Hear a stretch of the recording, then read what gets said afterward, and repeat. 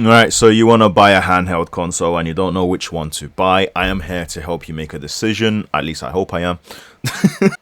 Let's get started. Right, so first up, we're going to talk about the Steam Deck OLED. Now, it comes with a great battery life. AAA games can usually run between 3 to 5 hours. 2D games, less demanding games like that, indie games and stuff like that, I heard it lasts around 4 to 8 hours. It probably is the best choice if you do have a massive Steam library. It is the only one with an OLED screen, and OLED screens show color much better. If you see a comparison of them side by side, you'll see it's just like massively better. But however, I would say that the non-OLED screens definitely do look worse when you're recording it, whereas in person they don't look that bad. So yeah, and it also is the cheapest out of the bunch. It is around £480 for the 512GB version and £570 for the 1TB version. If you can, I would advise you to get the 1TB one. My friends have had the 500GB one, and the yeah, it's just horrible.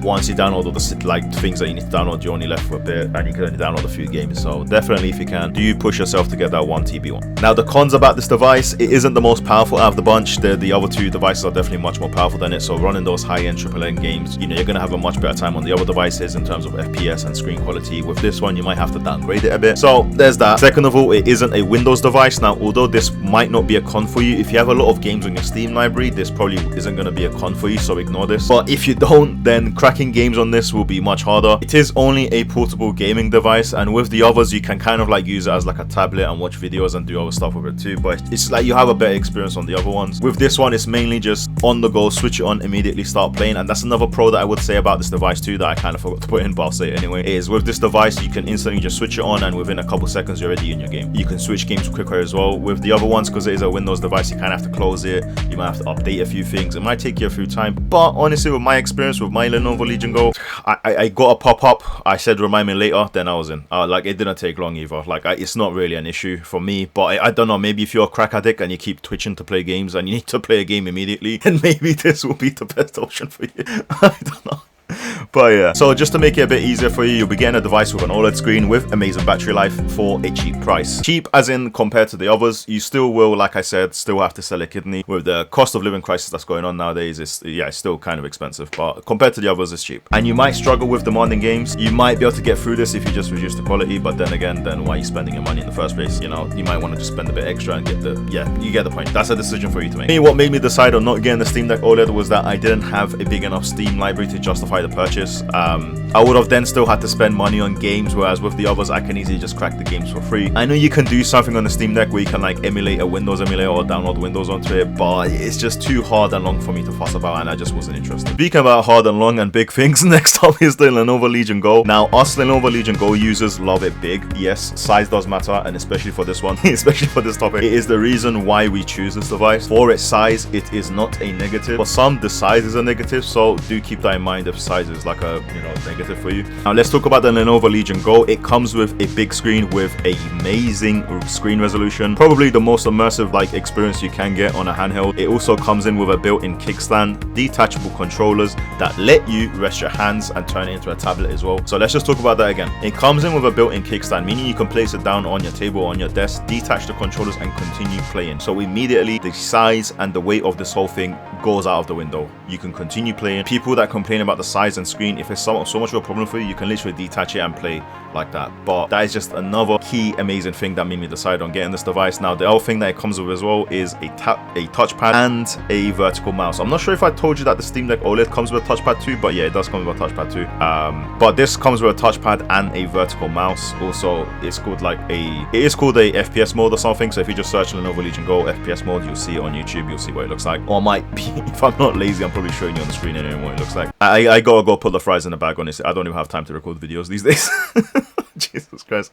And it just comes with just a lot of accessories straight off the bat. Now, I loved the build, the design, the size. I loved everything about it. Also, another pro is that it is a very, very powerful monster, meaning those AAA games like that, it can run much better than the Steam Deck OLED, and so far I haven't seen a struggle at all. I've played Baldur's Gate 3, Cyberpunk, Spider-Man, I played a lot of games. So far it hasn't struggled. So yeah, it's an amazing device with a big, beautiful screen and with a bunch of attachments, and for me, that was the reason why I bought it. Let's talk about the console, because it does have some cons. It does take up more space than the rest, so if you're going to travel with this, maybe putting it in your bag and your luggage to carry around, it might be a bit harder for you. The battery life is the worst out out of the 3, which is the main con that you should be focusing on, giving you around 1 hours and a half or 2 hours and a half of gameplay. With the super non-demanding games at max, you'll probably get 3 hours, and that's max. That's me being like positive and trying to give it a few extra minutes. Like you definitely won't be seeing 4 to 5 hours on this device. If anyone says that, they're lying to you. To make it easy for you, if you love a big immersive screen with amazing quality and the ability to crack games for free, look no further than the Lenovo Legion Go. It comes with accessories and other cool features that the others don't. It will make your purchase seem worth it. My Xbox has been collecting dust since I got this device, and that is not a joke. Price wise, it is a little bit more expensive than the Steam Deck OLED. I got my 512GB one for around £600, although I'm sure I got it on a discount when I did, so yeah, bear that in mind. AliEx, I have a lot to say about this device, so I'm going to try and get through it as quick as I can. The AliEx is considered the best of the best because of its amazing battery life. You almost get double of the Lenovo Legion Go with pretty much the same power, but you also get much more RAM with this device than the other 2 devices, allowing you to do multiple things at the same time. It is an absolute monster when it comes to power. When you combine the battery life and the ability for it to play the most intense AAA games with ease, then it's not hard to see why people call it the best. It is tiny. Now for some this is a positive, for me it was a big negative, but you do you, and you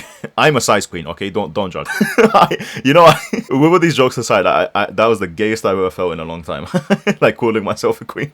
Anyways, let's go. It's easy to stash away because of how tiny it is, so if you're going to put it into your bag or hold it in your hands, it is just easier to hold simply because of the size. Unlike the Lenovo Legion Go, this isn't as bulky. However, weirdly enough, this actually weighs more than the Lenovo Legion Go, so bear that in mind. And also remember, this doesn't come with a built-in kickstand or detachable controller, so you have to hold it. So that's why when I hear some people talk about how it's easier to hold and how it's small, they also leave out the fact that it kind of weighs more, so it's going to be heavier on your hands, and I don't know, you know, like isn't that technically harder to hold? And so it's completely up to you. That's all about I can say for the positives about the AliEx. Now in terms of the negatives, I do have a lot to say because it was really, the choice was for me was the Lenovo Legion Go or the AliEx. Now granted, if I did forget anything about the Lenovo Legion Go, please do let me know down in the comments down below. If I said anything wrong, please do let me know. I honestly don't care which one you buy. I'm just trying to help you out. I don't have shares in Lenovo. Like honestly, I don't. Like I said, it does weigh more than the Lenovo Legion Go, and you cannot detach the controllers, meaning you have to hold the device and suffer even if you are in pain. It also doesn't come with a built-in kickstand. And the number one thing that made me decide on not getting this device was the screen. Man, like this thing is so tiny. It has such a tiny screen, and it just wasn't for me. When I saw this device in person, it made me realize how much of a good decision I made buying the Lenovo Legion Go. It has a small screen. On top of that, it has bezels that make the screen even smaller. Another main negative for me would be that it just looks like a cheap device from China. You know those Chinese websites that endorse like child slave labor? I don't want to mention any names because I don't want to get sued, and after buying the Lenovo Legion Go, I have been eating rice for the past like 5 weeks straight with oxygen as my dessert. It just looks like a cheap device, and this isn't just from me. Like many of my friends also said this too. Like it just looks so cheap. The build quality, the design, everything about it, and how tiny it is. I just really don't like the look and the build and how small the screen is. It just really wasn't for me. But I'll tell you some reasons as to why my friend got it, to maybe sway you to buy it and to not be super negative about it. Now he has a lot of money and he gets on a lot of flights. This was easy for him to store in his baggage or his luggage or his bag. I don't know. Did I say bag or luggage? I said baggage. Anyway, let's go on. It also had enough battery life to last the entire journey for most flights. It also had the power to run any single game, every game he ever wanted. And that extra RAM also made him feel more confident in the device's power. And it's also a Windows device, meaning you can still crack games on it as well. Whilst it doesn't come with a touchpad, your analog is your mouse, and you can use it. You can use your right analog. I'm pretty sure it was the right one when I used it. And your buttons, like your RB and RT buttons, the top right one, to use as your mouse clicks. Now I know this kind of sounds bad, but I promise you it's much better than the touchpads on the other 2 devices. I wish my Lenovo Legion Go had this because it makes it so much easier. If I did miss out on anything, please do let me know. I made this video to help others out to make up their mind too. I will provide links for these in the description if you do want to purchase any of these devices. If you want to help me out, please do use those links. I did miss the taste of chicken.